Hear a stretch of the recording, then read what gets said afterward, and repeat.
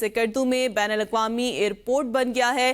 पहली परवाज का आगाज हो गया है। PIA की पहली बैन अल-अक़वामी परवाज PK234 दुबई से स्कर्दू लैंड कर दी गई है। स्कर्दू में पहली बैन अल-अक़वामी परवाज का आगाज कर दिया गया है। स्कर्दू में बैन अल-अक़वामी एयरपोर्ट बन गया है।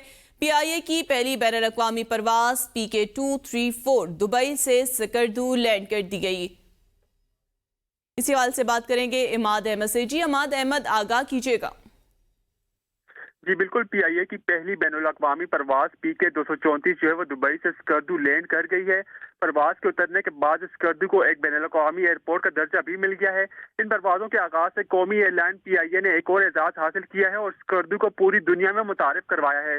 बैनुल-अक़वामी परवाज से सियाह जो है वो गिलगित बल्तिस्तान के दिलकश नज़ारों से भी लुत्फ़ अंदोज हो सकेंगे, जबकि दौरान परवाज सियाहों को कोहे माली के बर्फपोश पहाड़ों जिनमें केटू और नांगा पर्वत भी शामिल हैं, उनके खूबसूरत नज़ारे भी देखने को मिलेंगे।